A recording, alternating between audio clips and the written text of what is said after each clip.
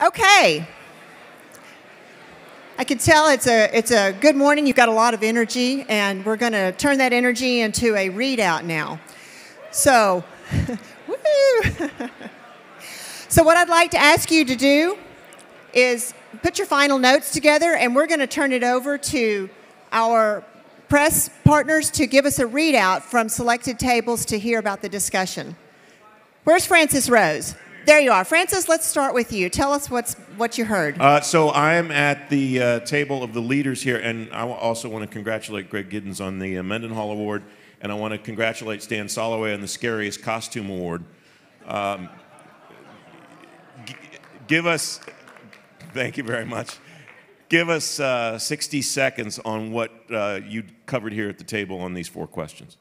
So most of the conversation at the table was around, I think, really 2. You can hold the microphone if you want to. You know, I just like you work for me. You usually, wow.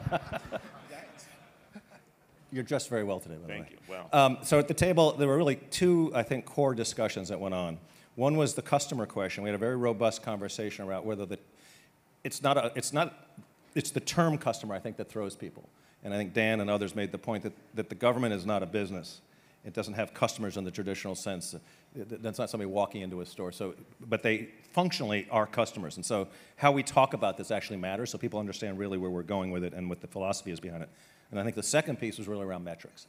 And the biggest discussion was, how do you get a set of metrics that are near and long term and have some entity, some body, something, some way to maintain accountability to those metrics over a longer period of time as you go through continuum leadership change, both political and career and otherwise.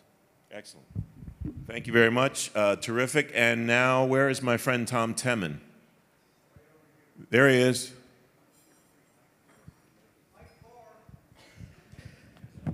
Now it's on. Okay. Well, I've been going to several tables and listening in on, and the consensus I get from the tables that I heard is that the terminology is new, but the platitudes are eternal. So with that note, sorry, just kidding. 25 years of ELCs, and I love every one of them. All right, I'm going to go right now to Andrea of GSA, who has fountain pen taken notes, and this was a really good discussion at this table.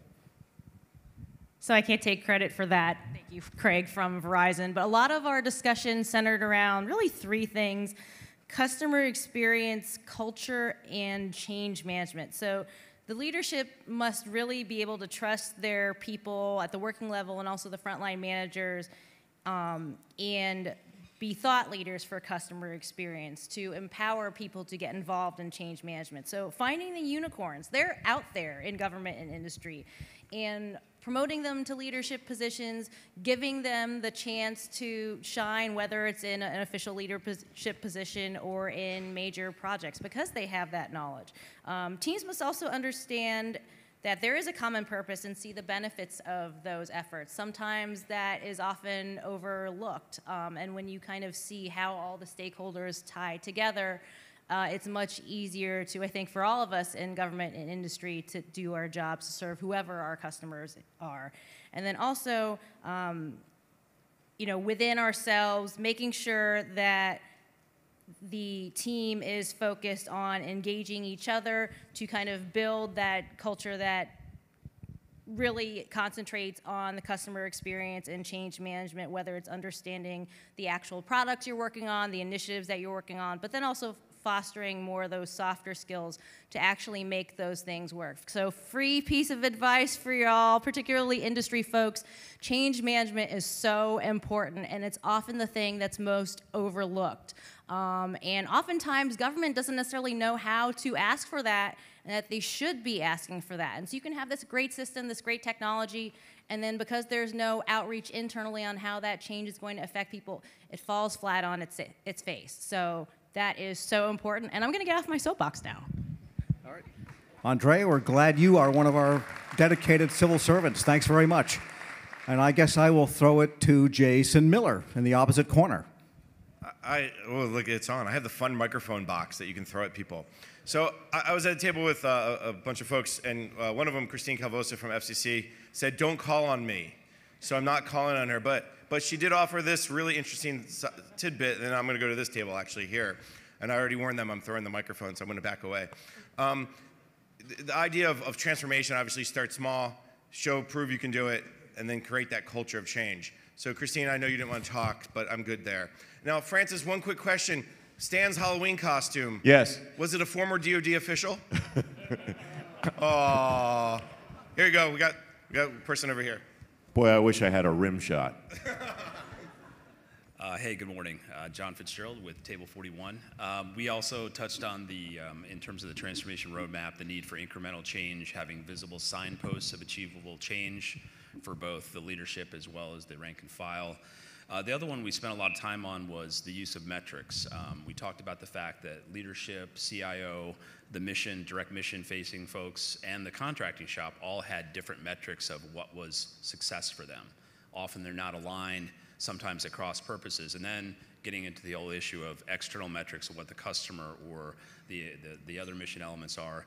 It's not linked back to the strategic plan, and not having all those metrics aligned, that's a challenge for a lot of agencies. All right. All right. Where do we go back, Casey, to Francis or who? Thank you. Thanks, everyone. So I'm sorry we didn't get to all the tables. We'll move around for the next session to hear from other tables. But we're going to call an audible here because we were originally thinking the government table moderators would move, but the Halloween gremlins kind of messed up some of the numbers, and so it's not quite obvious where your next table would be. So stay put, please. What we're going to do now, thank you for that discussion, we're going to move on to the engagement track. And so for that, I'd like to ask Robert Shea to come up and give us a readout from yesterday. Robert?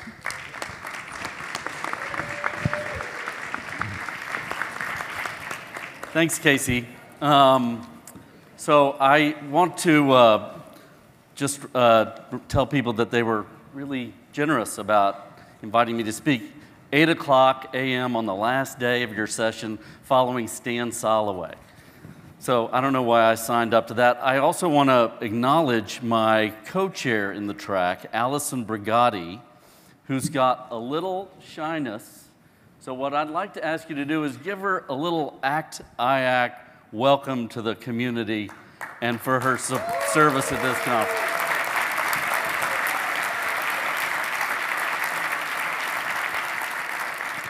Just want you to know, in the range of things I could do to embarrass you, that was on the low end. Okay, so we had, these things are messy coming together, but I am really proud of what we offered those who participated in the engagement track.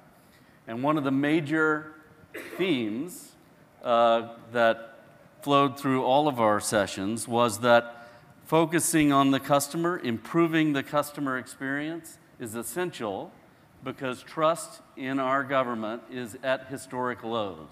It's been on a decline for a long time, but it doesn't show any evidence that we're improving trust in government. And another takeaway, whether you call them customers, stakeholders, citizens, or constituents, transforming your organization to have a relentless focus on the customer is essential if we're going to turn this around. There's good news. In both industry, Michael Gale shared the Digital Helix, a book he wrote in which he surveys industry and government to find good customer service activities going on. And in government, the customer service playbook is out there. A lot has been invested in helping government agencies push customer service to new levels. There's a lot we can learn about how to do this right, how to do this better. We got a quick lesson in some of the tools. Customer journey mapping is just one of those that you can take and put into practice today to improve things. But we also shared that there are some genuine impediments to improvement. The Paperwork Reduction Act, despite Dan Chinnock's assurances, remains a key, an impediment to, for agencies doing what they need to do to measure and improve customer service. So I'm looking forward to the contributions from the tables, but those were some of the things that you would have gleaned had you participated in our track. And if you didn't, well, that's your tough luck. All right. Thank you, Robert and Allison. That was the track I spent time in yesterday, and it was fabulous. What we'd like to do now is look to the questions on your table. Your table moderators and you will now have 15 minutes to have a conversation and discuss those questions around the engagement track. And then we'll reconvene and we'll hear from your table readouts. Thanks.